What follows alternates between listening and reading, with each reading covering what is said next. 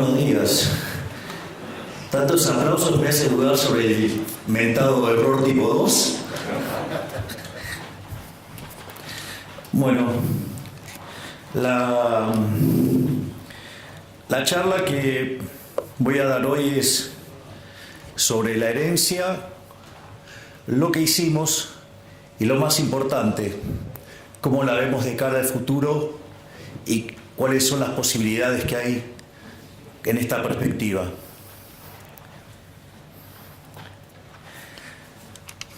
Lo primero que hay que entender es el desastre que recibimos. O sea, más o menos para que tengan una idea. Cuando una economía tiene déficit gemelos por 4 puntos del PBI, eso es una alerta amarilla. 8 es alerta roja y se van a dar una piña de lo lindo. Bueno, nosotros recibimos de herencia 17 puntos del PBI de déficit gemelos. Así es que se darán una idea del tamaño de desafío que teníamos. Esos déficit gemelos tenían un déficit fiscal consolidado de 15 puntos del PBI, donde 5 correspondían al Tesoro Nacional y 10 al Banco Central, donde, como si eso fuera poco, la posición de las LELIQs, que podían ser en 30, 60, 90, 120, 180, 150 y 180 días, la habían pasado todas a pases a un día. Esto quiere decir que al momento en que asumimos, se podría haber cuadruplicado la base monetaria en un día. Digo, para tener órdenes de magnitudes de las dificultades con las que nos encontrábamos. Al mismo tiempo, en materia de dinámica de precios, al existir un tipo de cambio controlado, con una brecha tan grande, la contracara es que existe lo que técnicamente se llama money overhang o sobrante monetario. La magnitud del sobrante monetario en ese momento básicamente era similar a la que teníamos en la previa del Rodrigazo de 1975, lo cual implicó en aquel momento, cuando se quedó el país sin reservas y tuvo que forzosamente devaluar, sextuplicar la tasa de inflación. De hecho, pasó de 30 a 180%. Habíamos tenido una experiencia similar en el año 59, también de similar magnitud, y también había implicado una sextuplicación de la tasa de inflación. En aquel momento pasó de 20 a 120. Por lo tanto, si nosotros teníamos una inflación que básicamente venía viajando al 200%, eso implicaba que la tasa de inflación se fuera a niveles del 1200%. Además, si contemplamos que podíamos estar triplicando la base, digamos, incrementando 3 veces la base, eso implicaba llevar la inflación a 3600% anual. Y si por otra parte consideramos que el gobierno anterior emitió 13 puntos del PBI de manera directa e indirecta, con una base que hoy está en 2.6, implicaba multiplicar por 5, es decir, metíamos 4 veces más de base monetaria, es decir, estaríamos hablando de una tasa de inflación en el orden del 15.000%. Esto que parece exagerado, hecho haciendo las cuentas desde el lado monetario, la realidad es que durante la primera semana de diciembre los precios ya venían viajando al 1% diario, eso es anualizado 3.700% anual. Cuando ustedes consideran cómo venía en las 2 primeras semanas de diciembre, la aceleración fue tan grande que ya venían los precios viajando al 7.500% anual. Y esto, que parece una exageración y que de hecho muchos nos acusan de haber sido exagerados, Cuando ustedes toman el caso de la inflación mayorista, en el mes de diciembre fue 54%. Eso en términos anualizados da 17.000. Es decir, efectivamente estábamos transitando el camino a una hiperinflación. O sea, lo único que requería esa hiperinflación para concretarse era la convalidación monetaria. Hay una anécdota muy divertida en un libro maravilloso que se llama El Banco Central, Teoría y Práctica, de un economista que se llama Alan Blinder, que fue uno de los primeros académicos de llegar al Comité de Política Monetaria de la Reserva Federal, que daba clases también en Princeton junto a Bernanke, y cuenta algo que es muy interesante, ¿no? Dice, supongamos que tenemos el banquero central perfecto. Entonces, el banquero central perfecto, supongamos que hiciera control de tasa de interés. Digo, no es el instrumento que a mí me gusta, pero el libro está hecho con ese ejemplo. Y entonces, este banquero central es tan genial que no solo que sabe en cuánto mover la tasa, sino que además acierta a la perfección en los rezagos. Entonces, cuando él ve que se está por acelerar la tasa de inflación, empieza a subir la tasa y entonces logra que la inflación permanezca en el target. Cuando ve que la economía, digamos, está desacelerando y la tasa de inflación se va por debajo, modifica y de vuelta deja la inflación en el target. Es interesante porque en el límite esto podría implicar que moviera la tasa de interés como si fuera un electrocardiograma de alguien que está bien o alguien que esté corriendo, si fuera el caso, y deja constante la tasa de inflación, es decir, el tipo es perfecto. Ahora fíjense que cuando está subiendo la tasa de interés, va a haber un montón que los van a estar criticando porque dicen, ¿a dónde estás viendo la inflación y nos vas a meter en una recesión? Y cuando la baja, dice, vos vas a estar alentando la inflación. Es decir, el tipo hace un trabajo perfecto y ¿qué le va a pasar? Lo van a estar criticando todo el tiempo. Bienvenidos al mundo de la política. Afortunadamente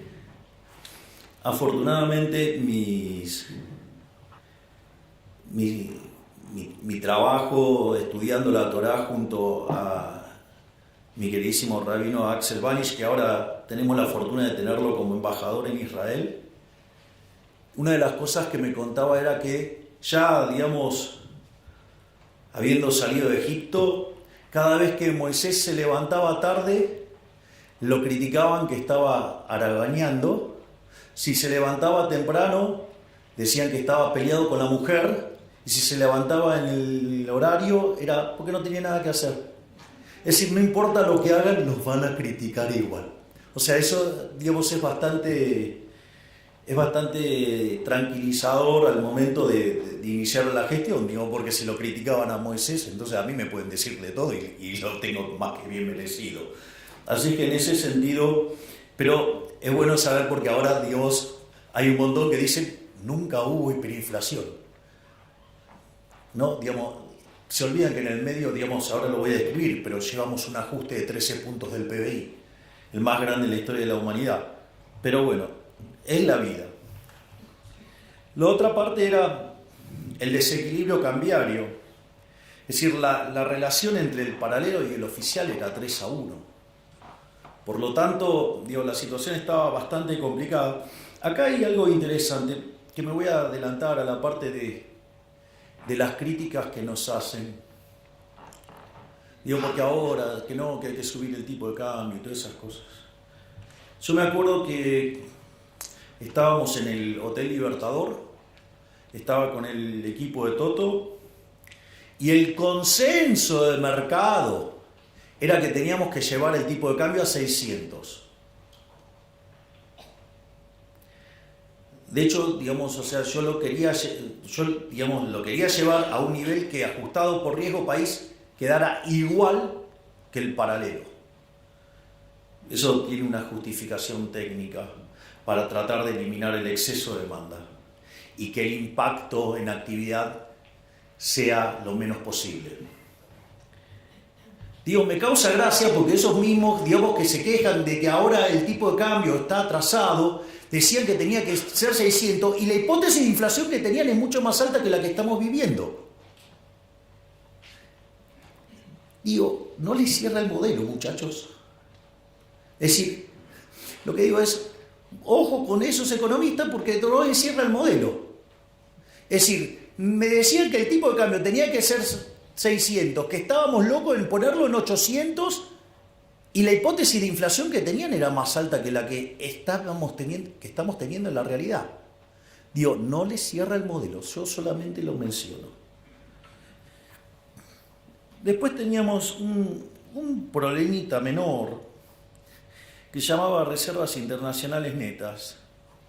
Estábamos 11.500 millones de dólares abajo.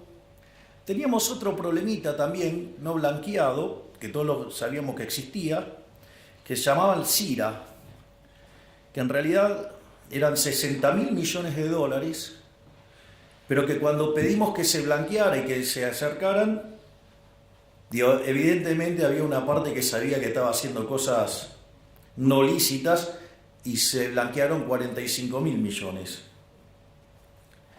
Otro problema más que teníamos es que teníamos vencimientos en moneda extranjera por 25.000 millones de dólares, concentrados principalmente en multilaterales, y teníamos el acuerdo con el Fondo Monetario caído.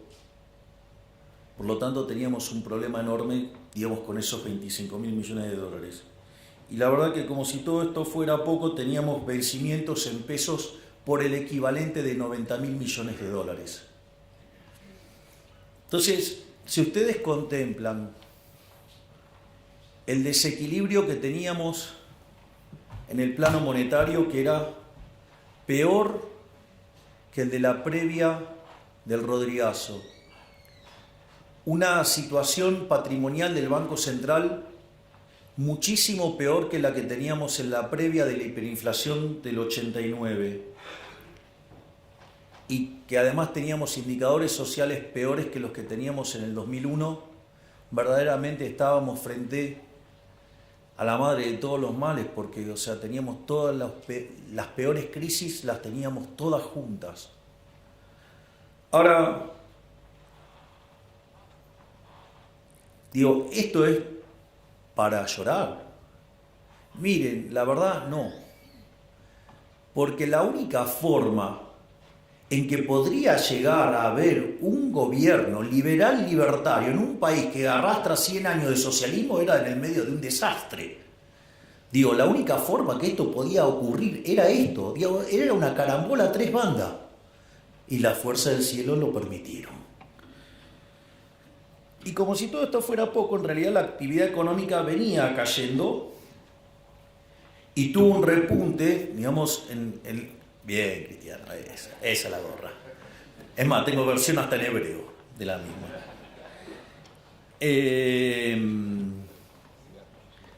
Eso es divertido, de dónde salió esa... Bueno, se la voy a contar porque es divertido. Para que vean lo dinámica que es la política. Nosotros, cuando con Victoria asumimos como diputados en diciembre del 21, un periodista de Diputados TV, que yo lo conocía de América, un verdadero grosero, me dijo: pero ustedes son 2 diputados, ¿qué pueden hacer 2 diputados en 257? No van a poder hacer nada. Y yo le contesté con el primer libro de Macabeos 3:19, que dice: la victoria en la guerra no depende de la cantidad de soldados, sino de las fuerzas que vienen del cielo. Maradona tendría una frase para eso.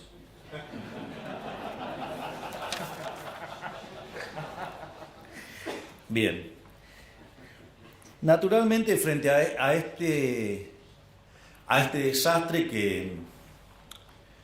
que enfrentábamos, había que tener sin duda un programa de estabilización bien duro y concreto. Es Esto es divertido porque se la pasaron durante la campaña diciendo que nosotros no teníamos ningún plan, que no teníamos programa económico, que no teníamos nada. Se nos dijeron un montón de cosas. Pero en realidad los únicos que decíamos que era lo que había que hacer éramos nosotros. De hecho, yo hasta había publicado un libro que se llamaba El fin de la inflación, donde si lo leen, digo, van a encontrar que está todo contado ahí.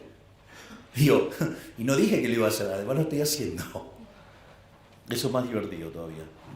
Entonces, la primera pregunta era, ¿shock o gradualismo? La verdad es que cuando ustedes repasan la historia argentina, todos los programas de shock, salvo el del 59, no solo lograron bajar la inflación, sino que además fueron expansivos. Y además todos los programas gradualistas terminaron mal. Lo otro era, para hacer gradualismo hay que tener tiempo. ¿Ustedes creen que yo tenía tiempo si tenía la posibilidad de triplicar la base monetaria en un día? Cuadruplicar la base monetaria en un día. No había tiempo. Pero como si todo esto fuera poco, si ustedes quieren hacer gradualismo, además requiere eso de que ustedes tengan financiamiento. Y Argentina no tenía financiamiento si tenía caído el acuerdo con el Fondo Monetario Internacional. En ese sentido, digamos, la verdad que no había otra alternativa que el shock. Además, yo considero que la única salida es el shock. Eso, digamos, también tiene una explicación. Entonces, en función de esto, nosotros implementamos un programa de estabilización hiperortodoxo bien duro. Digo, al margen de la cantidad de cosas que digan, digamos, muchos economistas, ¿no? Que esto es una transición, que después falta el programa. Miren, si la inflación de diciembre mayorista fue 54%, viene bajando todos los meses, el mes anterior fue 10 y el último fue 5. Si la inflación mayorista, que venía a niveles del 45, la pudimos clavar en 25 y después fue 20, 13, 10 y ahora vamos camino a un dígito. Digo, en términos de core seguro. Digo, deberían ser más respetuosos. Digo, claramente que hay un plan de estabilización para bajar la tasa de inflación. Digo, que no la vean no es mi culpa. Digamos, o sea, un programa de estabilización esencialmente tiene 3 elementos. Tiene una política fiscal. Nosotros hasta le hemos puesto nombre a esa política fiscal. Se llama motosierra y licuadora. O sea, tiene motosierra y tiene licuadora. Es más, muchos de los que nos critican de la calidad del ajuste, a mí me causa gracia porque decían que hacer un ajuste de más de un punto del PBI era imposible. Y nosotros apuntábamos a que en el año 2024 tengamos déficit cero. Y lo hicimos con tanta convicción que obviamente que tenía licuadora y que tenía motosierra. Y después creíamos que lo íbamos a poder lograr en el primer trimestre. Y lo logramos en el primer mes. O sea, enero tuvimos déficit financiero nulo. De hecho, nos criticaron y dijeron que en febrero hasta nos explotaba el déficit primario. Nuevamente, déficit cero. Y les voy avisando que el día 22 voy a estar anunciando los números. Vamos a estar haciendo una cadena nacional, donde además vamos a estar anunciando los números fiscales. Y les aviso que el primer trimestre del año terminó con resultado financiero positivo. Es decir, con lo cual, digamos, a todos esos analistas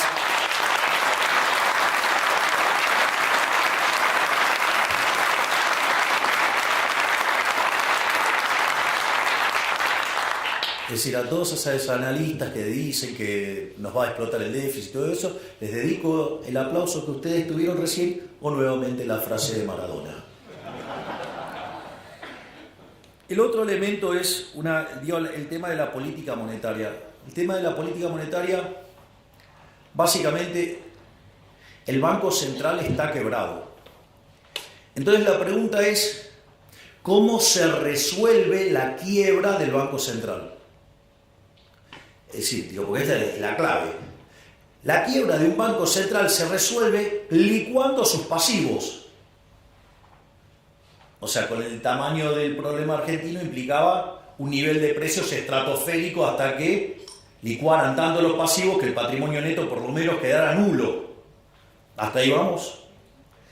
Si esto es así, quiere decir que dado ese nivel de precios para resolver el saneamiento del Banco Central está en la estratosfera, dado los precios de hoy, la línea que une esos dos niveles de precios le da la tasa de inflación implícita.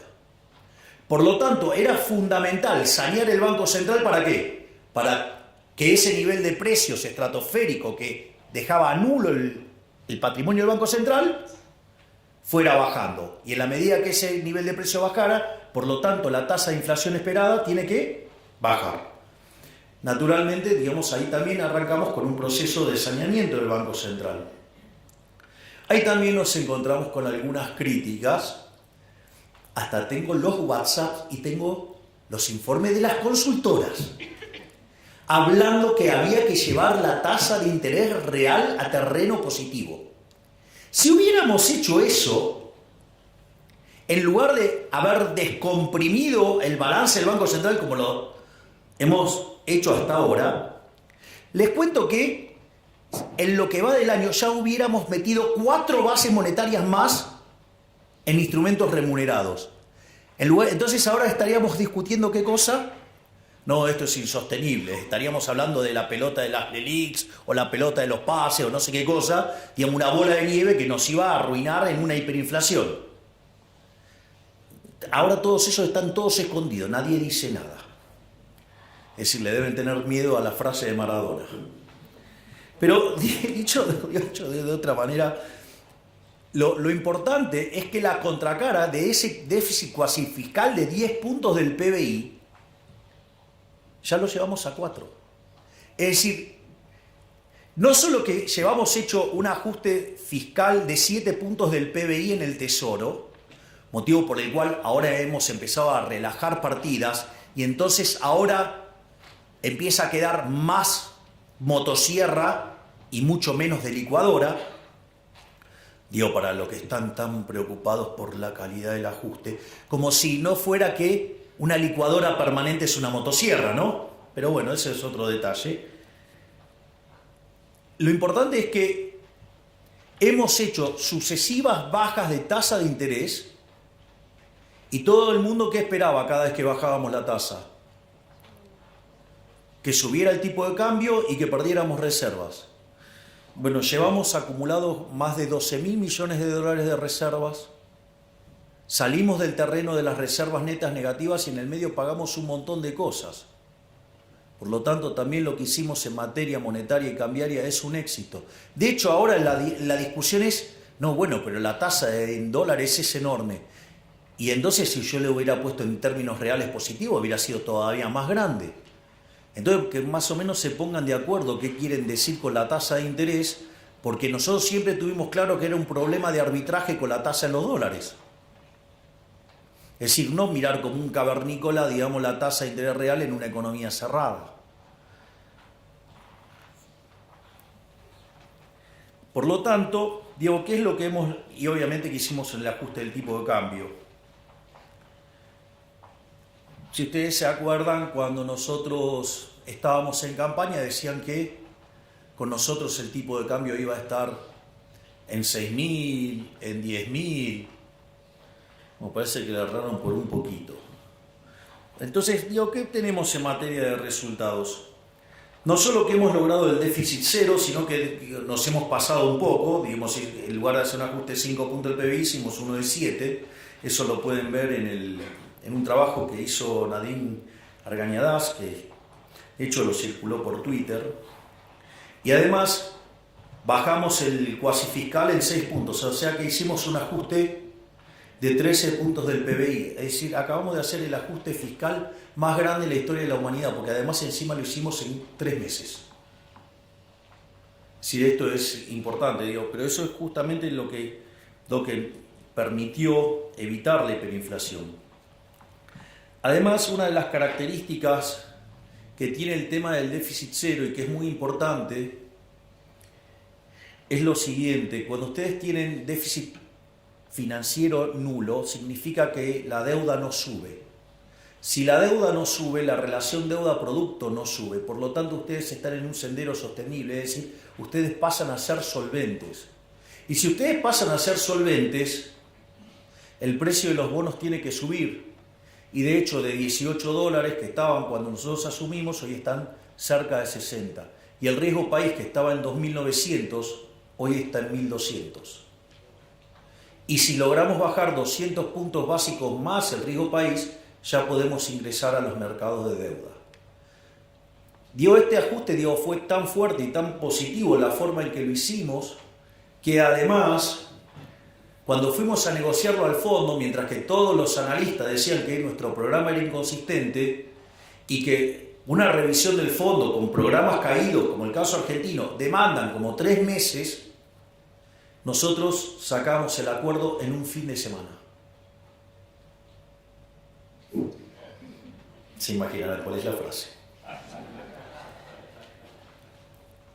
Y obviamente que esto se está traduciendo en la baja de la tasa de inflación, porque, como les decía, la inflación de mayorista, que es la que se anticipa, estaba en 54%, es decir, el equivalente del 17.000% anual, y hoy está en 5%. Es más, el propio Fondo Monetario Internacional, que tenía expectativas de inflación para este año, para Argentina, en torno al 250% anual, la bajó a 150. Bajarla a 150 significa que de hoy para adelante está esperando que en promedio la inflación sea del 5,5. Pero como ese proceso no es lineal, quiere decir que vamos a un dígito bajo hacia diciembre. Es decir, que lo estamos logrando. Naturalmente hay un montón de críticas. Lo que pasa es que las críticas, a mí me parece que se tendría que hacer, entendiendo el modelo que uno tiene en la cabeza. O sea, yo, por ejemplo, no sé, cuando dicen programa integral, ¿no? Entonces dice políticas sectoriales dentro del programa dentro del programa. Miren, yo no soy Leontiev, no sé si soy claro. Es decir, yo no les voy a hacer el plan quinquenal. Yo no creo en eso. Yo no creo en una economía dirigista. Yo soy liberal libertario. Yo me voy a ocupar de arreglar la macro. La micro la tienen que arreglar ustedes. ¿Qué tengo que estar haciendo yo con la micro? Ya bastante con las estupideces que venimos haciendo hace 100 años, que hacemos cualquier desastre macro y después vienen los políticos eligiendo los ganadores. Lo cual además es una fuente de corrupción enorme. Por lo tanto, ¿cuál es la regla de un liberal en esto? Don't pick the winners. Yo me voy a encargar de estabilizar la economía, de bajar la inflación, de generar las condiciones para que la economía vuelva a crecer. El resto es todo de ustedes. Es decir, el que mejor esto lo explica es Claudio Suchovicki. Tiene un ejemplo fabuloso. Milei se va a ocupar de la inflación, sí. Se va a ocupar del déficit fiscal, sí. Se va a ocupar de la cuestión cambiaria, sí. Se va a ocupar de limpiar el balance del Banco Central, sí. ¿Se va a encargar de su negocio de pizzería? No. Usted tiene 2 pizzerías, una le va bien, otra le va mal. Tiene el mismo contexto internacional, tiene la misma macro. Yo no me voy a ocupar de la pizzería, eso es un problema micro, eso lo tienen que resolver ustedes. ¿Qué tengo que estar haciendo yo metiéndome en el negocio de cada uno de ustedes? No se puede ser tan fatalmente arrogante.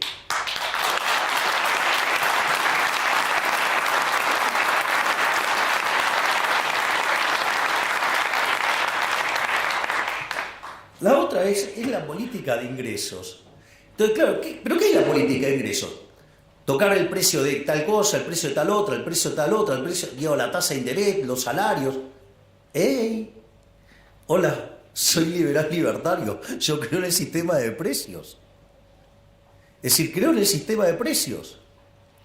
Entiendo que puedo tener un problema transitorio porque estoy pasando de una economía hipersocialista Digo, tengo 100 años de socialismo y entonces estamos haciendo una reforma pro mercado. Hay un montón de desequilibrios de inicio, más el problema adicional que tenemos que evitar una hiper, entonces estamos corrigiendo precios relativos en un contexto de alta inflación.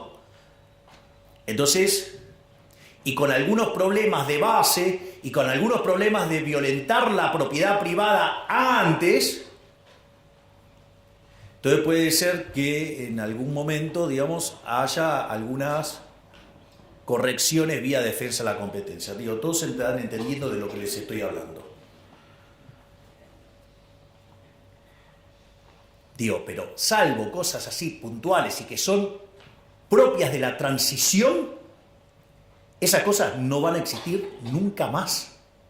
Pero antes ustedes tienen que estabilizar la economía y que quede claro el respeto por la propiedad privada.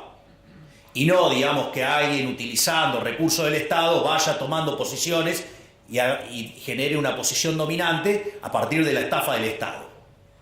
Y después generar movimientos políticos tocándole a un segmento etario donde hay una gran proporción de votantes. Digo, bienvenido al mundo de la política, es la basura que les estoy describiendo. El tema de la tasa de interés ya lo hablamos. El tema de la sostenibilidad del ajuste, digamos, también hablamos del tema de cada vez queda más la motosierra, queda menos de la licuadora. Digo, el mejor ejemplo es lo que estamos haciendo en materia de jubilaciones. Si hubiéramos dejado las cosas como venían, los jubilados hubieran perdido 2 puntos del PBI. Con lo que estamos haciendo solo van a perder medio punto. Es decir, le estamos devolviendo 1,5 puntos. Y naturalmente la discusión del tipo de cambio. La discusión del tipo de cambio es bastante ridícula. No, porque hay que hacer subir el tipo de cambio. ¿Por qué? Digo, porque si hoy no hay brecha, si no hay brecha, ¿por qué tengo que estar haciendo tocar el tipo de cambio? Es decir, ¿por qué no me gusta el tipo de cambio de mercado? Lo primero que tienen que entender que el análisis ese del tipo de cambio real, lo voy a decir en latín, diría el profe de Pablo, es una pelotudez. Porque agarran y toman una serie del tipo de cambio real. La pregunta es, ¿cuál es el año de referencia? Digo, que alguien me explique por qué toma el determinado año de referencia sobre el que calcula el promedio. Digo, que explique eso. No, eso no lo explican. No solo eso, cuando ustedes se fijan, hay momentos donde el tipo de cambio real queda muy depreciado y hay momentos que queda muy apreciado. Por lo tanto, digamos, algo que tiene ese nivel de volatilidad, calcular el promedio les diría que es otra estupidez del tamaño de una casa. Pero como si todo eso fuera poco, en el momento que ustedes, no sé, calculen un promedio y en algún momento, digamos, el tipo de cambio va a pasar por ahí, tomen ese año. Ustedes podrían decir que en ese año ustedes pueden replicar las condiciones de oferta y demanda de todos los bienes pasados, presentes y futuros que afectaron a la determinación de ese conjunto de precios relativos en Argentina y en el mundo todo en simultáneo, y como si en el medio no hubiera cambiado ni siquiera la composición de oferta de bienes. ¿Y ustedes se dan cuenta del disparate que es hacer eso? Como dice el profe de Pablo, eso es hacer aritmética, eso no es economía. Entonces les digo, cuando vienen, le hablan del tipo de cambio real, que esto, que el otro, digo, o sea, ustedes se dan cuenta de la arrogancia que implica, porque implica conocer el vector de precios relativos, pero no solo ahora de Argentina, sino también de todo el mundo. Y entonces ustedes deberían conocer las preferencias, la tecnología y las dotaciones, no solo, digo, presentes, sino futuras, y no solo de Argentina, sino también de todo el mundo. Ustedes se dan cuenta. O sea, y ustedes para tomar una acción de política y para que eso funcionara, ustedes deberían ser omniscientes, omnipresentes y omnipotentes. O sea, deberían ser Dios. Digo, ¿por qué carajo creen que Hayek le puso La fatal arrogancia a ese libro? Porque es un poquito, digamos, pretencioso, ¿no? Es decir, bueno, el que levanta la manito así, digamos, se cree que está en esa condición. Digo, un día de esto le voy a decir tráeme un café, porque digo, o sea, pero bueno, nada, ya saben de quién estoy hablando. Bueno, son cosas que pasan. Entonces, esto es todo lo que tiene que ver con la parte de estabilización. Ahora, obviamente, no es todo estabilización, ¿no? O sea, en algún momento tenemos que empezar a crecer. Entonces, para empezar a crecer ahí entra a jugar un rol importante las reformas estructurales. Entonces, pero hay una cosa muy importante que es entender la naturaleza de las reformas estructurales. Esto lo explicó Toto de una manera magistral cuando hizo el primer discurso sobre las características del programa. En ese discurso, él lo explicó a la perfección y es, si ustedes se fijan, todo el entramado regulatorio y de restricciones y todas las porquerías que tenemos y el entramado legal son consecuencias de ir sobre los efectos y no sobre las causas. Es decir, la causa del problema es siempre la misma. Ustedes toman los últimos 123 años de historia argentina, Argentina tuvo déficit fiscal durante 113. Ustedes, Argentina, desde el año 1901 hasta hoy tuvo 22 crisis. 20 tienen origen fiscal, que tienen o déficit fiscal alto o extravagantemente alto. Por lo tanto, el problema central es el déficit fiscal. Entonces, por ejemplo, no sé, ustedes tienen déficit fiscal, lo financian con emisión monetaria. Entonces, ¿qué es lo que pasa? En algún momento se le deteriora, o sea, entonces sostienen el tipo de cambio, ¿no? Entonces tratan de anclar con el tipo de cambio. Cuando ustedes hacen eso, ¿qué les pasa? Pierden reservas. Entonces aparece la ley penal cambiaria, ¿para qué? Para que ustedes no puedan comprar dólares. En lugar de arreglar la causa, que es el déficit fiscal, como los políticos no quieren tocar la de ellos, ayer quedó bien claro eso, que la de ellos no se toca, Macri diría, la mía está. Ayer fue un claro ejemplo, la mía está. Por suerte los argentinos están reaccionando. Entonces, en ese contexto, ustedes se encuentran con esa situación. O, por ejemplo, financian el déficit con emisión monetaria, generan deuda. Emisión monetaria, generan inflación. Entonces empieza a haber inflación. ¿Qué hacen? Controles de precios. Ejemplo, la ley de góndolas. ¿Sí? Ahora, ¿qué pasa cuando ustedes controlan precios? Aparece el desabastecimiento. Entonces, ¿cómo contesta la política? Con la ley de desabastecimiento. Es decir, se le van los dólares, entonces ponen controles de capitales. Y entonces el que fuga, es un delincuente. Es un héroe. El que fuga es un héroe. Logró escaparse de la garra del Estado. No, ustedes se ríen, pero yo lo veo así. ¿Qué le recomendarías a tu cliente? Yo ahora me pongo el traje de economista. Compra dólares. Eso después se figura como fuga. Y la verdad es que si lo compran en negro, mejor. Porque así no tienen que pagar un montón de impuestos estúpidos que hay. ¿Todo para qué? Para financiar a los que se levantan la manito y a la que le hace de querusa, para financiar a esos inútiles.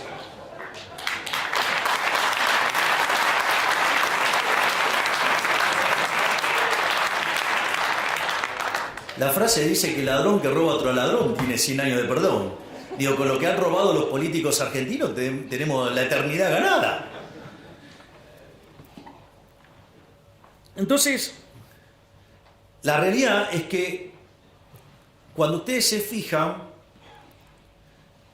nuestro programa económico que tiene, la pata fiscal, la pata monetaria y la pata cambiaria, donde hay un ancla nominal, no es que no hay ancla nominal. Esa es otra estupidez que decían. No, acá no hay ancla nominal. Miren, desde que nosotros llegamos, la base monetaria prácticamente no ha cambiado. y compramos, emitimos un montón para comprar los 12.000 millones de dólares. Nos habían dejado un regalito que se llamaban unos puts en el Banco Central que nos dispara emisión endógena. Estaban los pasivos remunerados. ¿Y con qué compensamos? Compensamos con BOPREAL y compensamos con resultado fiscal. Y eso hace que la base monetaria no cambie. Hoy tenemos reservas internacionales netas nulas y tenemos la misma base monetaria. Ese es el ancla. El ancla es la cantidad de dinero. Es más, si ustedes se fijan que siempre se los queja se los tacha de muy agresivos al fondo con el tema a la velocidad que puede bajar la inflación, reconocieron que la estamos bajando más rápido. Es más, algunas críticas me resultan bastante graciosas entre el tipo de cambio y la inflación, porque durante la convertibilidad, que tardó 20 meses en estabilizarse la tasa de inflación hasta ser un país serio en términos de inflación con el tipo de cambio fijo, hoy la tasa de inflación baja mucho más rápido que durante la convertibilidad. Y eso tiene una explicación. Porque ustedes durante la convertibilidad tenían dinero endógeno. El dinero endógeno asociado al aumento de la demanda de dinero. Cuando ustedes querían demandar pesos, ¿qué hacían? Entregaban dólares y el Banco Central les daba pesos, ¿sí? Entonces el aumento de la demanda de dinero tenía como contrapartida, ¿qué cosa? Un aumento de la oferta de dinero. Y eso hace que entonces ustedes dejaban el mercado de dinero todo el tiempo en equilibrio y lo único que restaba era ¿qué? La readecuación de los precios relativos por los dos quilombos hiperinflacionarios anteriores, ¿no? Digamos, la hiper de Alfonsín y la hiper de Menem. Entonces, cuando se terminaron de corregir todos esos problemas de precios relativos, la inflación desapareció. Porque ustedes mantenían en equilibrio el mercado monetario. Nosotros también mantenemos el equilibrio del mercado monetario, pero sin emitir. Con lo cual, todos los aumentos de demanda de pesos van contra ¿qué? Contra caída en el mercado de bienes. Por lo tanto, el nivel al cual la tasa de inflación baja es muchísimo más rápido. Ahí está la explicación. No era tan difícil. Solo lo único que hay es poner un poquito de cabeza. Entonces, para enfrentar esto, nosotros enviamos el programa de reformas más ambicioso de la historia argentina. Mandamos 1000 reformas en 2 instrumentos. 1/3 en el DNU, 2/3 en la ley bases. El DNU todavía sigue en pie, pero ¿cuál es la característica de estos instrumentos? Tiene 3 elementos. El primero, que a diferencia de todos los DNU que hubo en Argentina, donde todos avanzaron sobre las libertades individuales, sobre la propiedad privada, esta es la primera vez que devuelve libertades, o sea, le devuelve libertad a los ciudadanos. Hace un respeto furioso de la propiedad privada, promueve estructuras de mercado más competitivas. Eso sí, tiene un defecto enorme, tanto el DNU como la ley bases. Un defecto tremendo. Va contra el curro de los políticos. Eso se vio con claridad lo que hicieron, cuando lo voltearon en la Cámara de Senadores. Obviamente, que los mayores abanderados de los curros que van a decir, no, el decreto sí es constitucional. Afortunadamente, la Corte, después de algunas cosas, ahora parece que como que se encaminó, se reorientó y ahora falló en 2 casos a favor del DNU.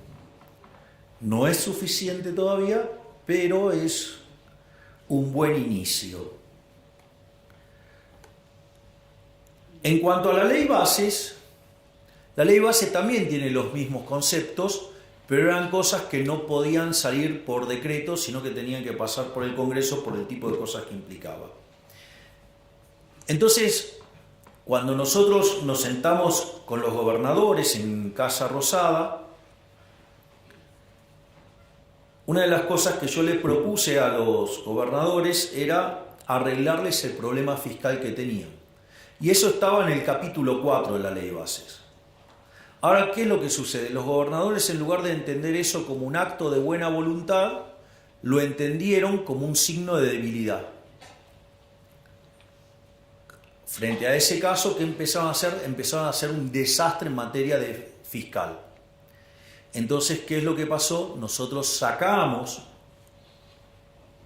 el capítulo 4 de la Ley de Bases. ¿Cómo lo leyó el círculo rojo, que cada día está más analógico? Esta es una derrota de Milei. Salió Toto y explicó, bueno, si ustedes no quieren dejar el capítulo 4 como estaba y hacen un desastre fiscal como el que estaban haciendo para que nos peguemos la piña de acá a 6 meses, nosotros levantamos el capítulo 4. Pero si nosotros levantamos el capítulo 4, ustedes van a terminar haciendo un ajuste fiscal más grande que el que están dispuestos a hacer. Ahora volvió la Ley de Bases. Adivinen qué tiene. El mismo capítulo 4. ¿Quién ganó?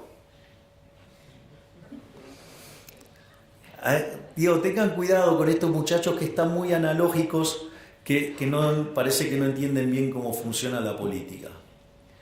No solo eso, sino que además,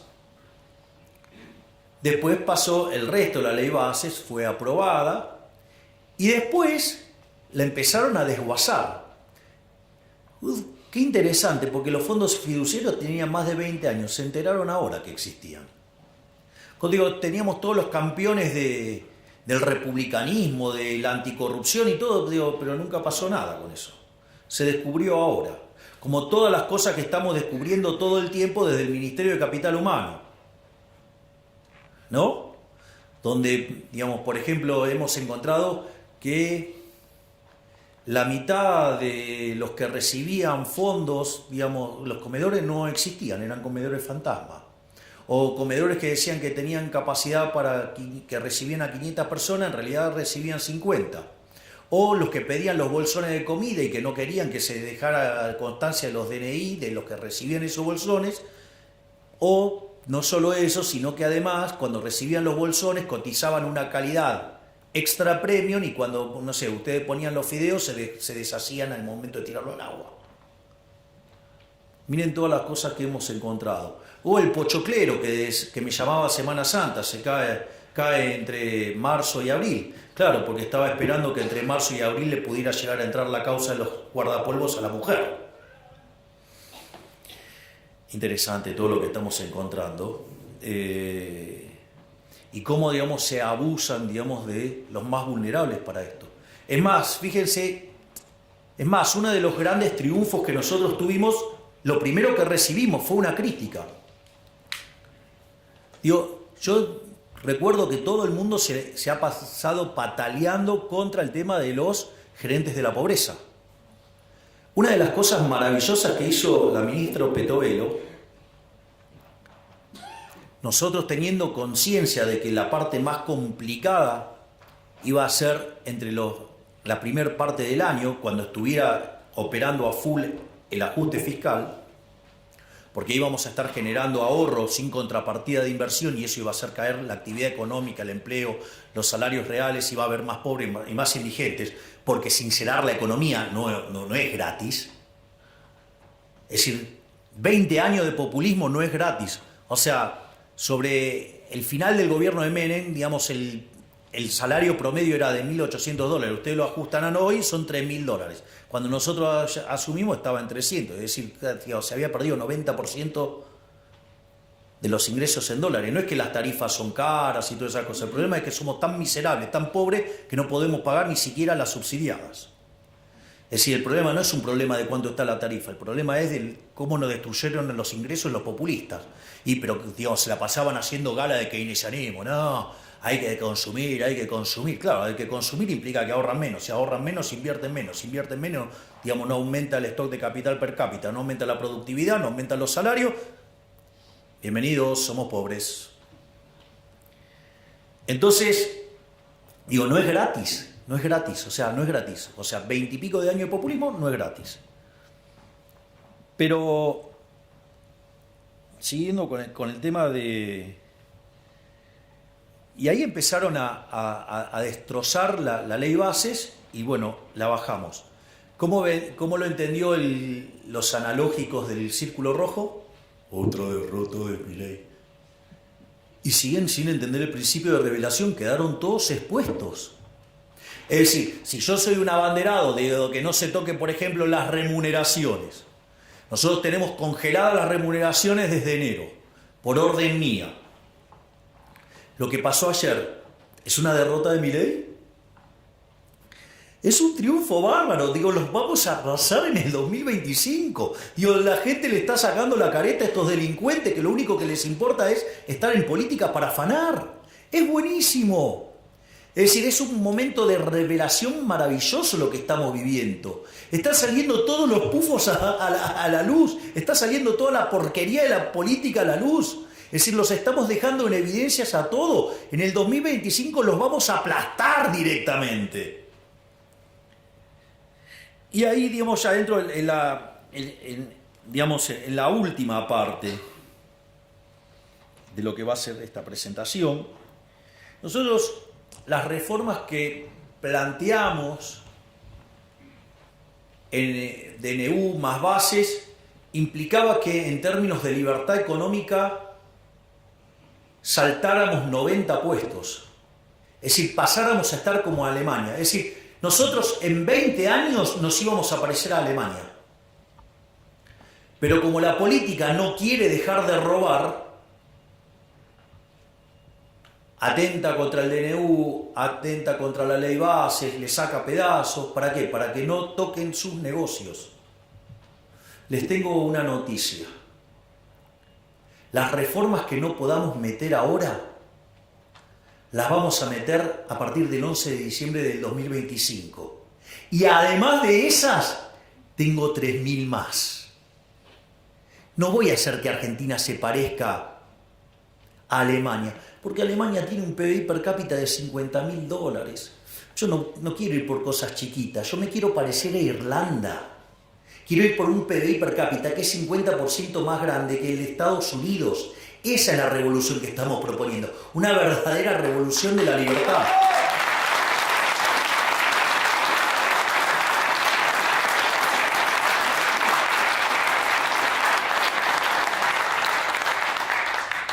Y en ese sentido, hay algunas cosas que resultan interesantes porque es cierto que en el medio del ajuste que estamos haciendo, el 75% de los argentinos entiende que estamos peor. Es decir, entienden claramente que estamos peor. Pero ¿qué es lo más maravilloso? Que cuando nosotros asumimos, solamente el 20% de los argentinos creían que de cara a un año íbamos a estar mejor. Eso en el mes de febrero trepó, en enero trepó a 20, a 30 quiero decir, en marzo, digamos, ya estaba en 40 y hoy estamos en 50. Es decir, hoy ya la mitad de los argentinos percibe que de acá a un año vamos a estar mucho mejor. Y eso no es menor. Además, el 70% de los argentinos está convencido que vamos a exterminar la inflación. Es decir, nada más que hay 50 puntos que consideran que lo vamos a hacer en un año y 20 puntos, digamos, que consideran que lo vamos a hacer en 2. Es más, si hoy fuera el balotaje, pese que le pese a algunos, hoy lo ganaríamos por más diferencia. Lo ganaríamos 58 a 42, lo ganaríamos por 16. Pero no solo eso, porque cuando ustedes van a esa votación de los 58, lo que es más interesante, 48 puntos estarían en la primera vuelta.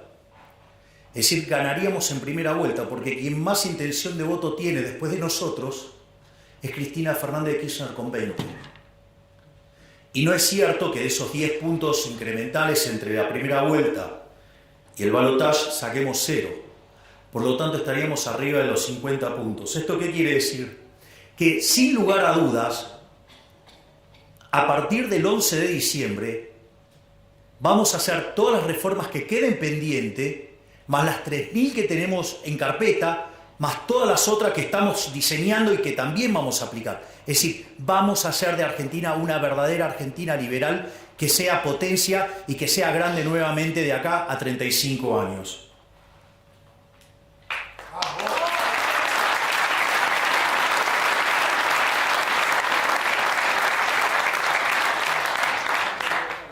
Y finalmente, digo, la pregunta es ¿cómo? ¿No? Porque digo, o sea, con solo, digo, parece casi fundamentalista, digamos, el tema de con que solo, digamos, si yo le digo subimos en libertad económica va a ocurrir, o sea, digo me pueden tener mucha estima, pero creerme tanto, digamos, hasta sería peligroso, le diría. Entonces, el punto es cómo es todo el proceso. Miren, la primera parte es rebote. De hecho, fíjense que cada vez son más los analistas que están viendo una V corta.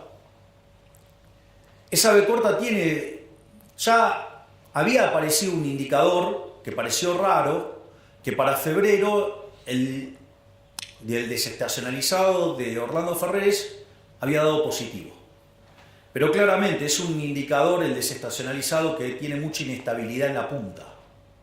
Entonces, hay que tomárselo con mucho cuidado eso. No solo eso, cuando ustedes empiezan... Ahora salió el índice líder, digamos, de la Ditela, que anticipa, digamos, la evolución de la actividad y dio positivo.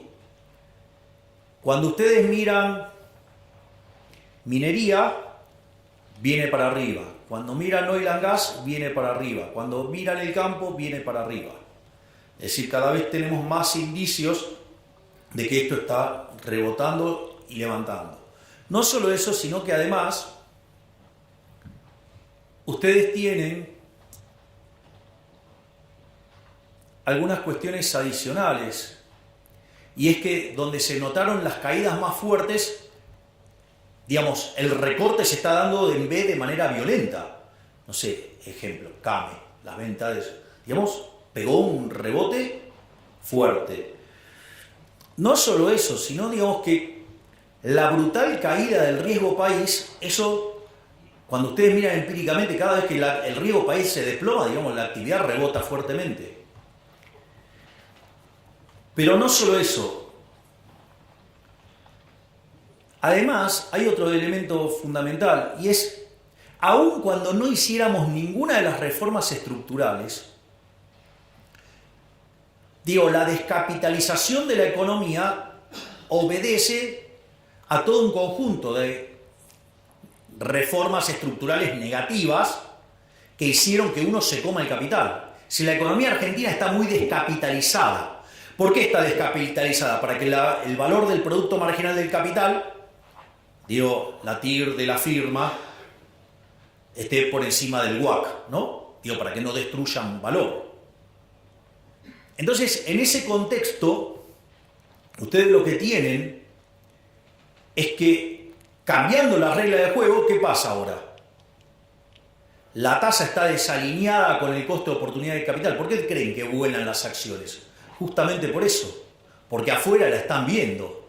Entonces, en ese que de 20 años de destruir capital, una productividad enorme, retornos reales enormes, contra tasas de interés desplomándose, ustedes tienen una posibilidad de ganar plata a lo loco, aún sin reformas estructurales. Es decir, podemos hacer reformas, digamos, sin hacer reformas, podemos crecer durante un periodo interesante de tiempo, no a las tasas que a mí me gustaría, pero sí podemos rebotar fuerte ahora y crecer fuerte, digamos, en el arranque. Entonces vamos a llegar al 2025 con tasas de expansión muy fuertes, compuestas de rebote y de crecimiento por descapitalización y tasa de inflación cayendo. Prepárense porque vamos a arrasar. Y ahí sí vamos a tener la composición de las cámaras que necesitamos para hacer las reformas que Argentina necesita para volver a ser grande. Pero eso no es todo. Si ustedes se fijan, nosotros estamos, cuando termine todo esto, el ajuste fiscal va a ser el consolidado de 15 puntos del PBI. Es decir, va a haber 15 puntos del PBI que se los llevaba el gobierno para financiar actividades parasitarias y que ahora ese ahorro se va a transformar en inversión productiva. Y eso le va a meter a la economía por lo menos entre 4 y 5 puntos de crecimiento adicional. Entonces, digamos, nos estamos preparando para generar un verdadero, yo no diría milagro económico, porque lo único que estamos haciendo es lo que dicen los libros que hay que hacer. Pero, digamos, tenemos la cabeza tan deformada después de 100 años de lavado de cerebro en la educación pública, sea de gestión estatal o de gestión privada, tenemos tanto socialismo en sangre que, claro, cuando uno lo ve así parece un milagro. En realidad lo único que estamos haciendo es aplicar el manual. Por lo tanto, digamos, las perspectivas de crecimiento para adelante son maravillosas, porque además, por más que no tengamos todas las mayorías para hacer todas las reformas que queremos, solo para una gran parte de las reformas, digo, cuando empiecen a ver la oleada liberal libertaria que se viene, se van a acomodar. Y eso va a permitir, digamos, que las reformas salgan mucho más fácil de lo que uno lo ve ahora. Pero esto es solo una parte de la historia. Es decir, está, digamos, yo lo que les acabo de decir es toda la configuración macro que hace que Argentina sea un excelente caso de negocios.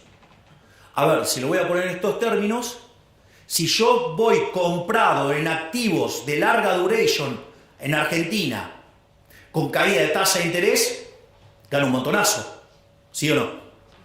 Imagínense si además son reales, con lo cual, digamos, no ajustaron, con lo cual tienen para ganar un montón, con lo cual hay una oportunidad de entrar a hacer negocios de infraestructura y de un montón de cosas para ganar un montón de plata. No solo eso, es importante también que tengan conciencia que nosotros, nuestras líneas de análisis económico tienen 3 bloques. Hay un primer bloque que es la coyuntura, es decir, ustedes ahí lo van a encontrar a Toto, lo van a encontrar a Pablo Quirno, lo van a encontrar a Santiago Bausil, son los que se ocupan de la macro, de la coyuntura.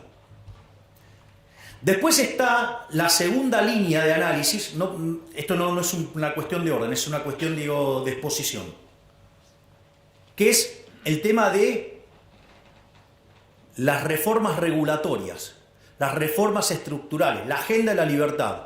Ustedes ahí tienen a 2 colosos, tienen a Federico Sturzenegger y al doctor Rodríguez Chirilo, digo, que son los que diseñaron las reformas estructurales para liberarnos de toda esta miseria socialista que cargamos hace 100 años. Y después está el tercer grupo, que tengo el privilegio de tenerlo acá, al queridísimo Demian Reidel, ¿sí? Que es el que se encarga, digamos, de pensar la economía del futuro. Y donde con el consejo, digamos, que él elabora, analizar y estudiar políticas para que Argentina se convierta en un país de vanguardia, un país de primer mundo, donde estemos a la vanguardia del progreso tecnológico. Si lo estamos haciendo, es decir, estamos dejando todo. Ahora, pero quiero ahora sí cerrar con algo muy importante para que tengan claro que yo les puedo dejar todo listo, pero que la decisión final es de ustedes. Los que tienen el poder de transformar la Argentina son ustedes, no es un político. Yo lo único que tengo que hacer es allanarles el camino, hacerles la vida más fácil. Pero los verdaderos creadores de riqueza son ustedes. Los que van a cambiar el futuro del país son ustedes. Los que van a hacer una Argentina mejor son ustedes. Los que nos van a poner de pie son ustedes. Son los empresarios, los emprendedores.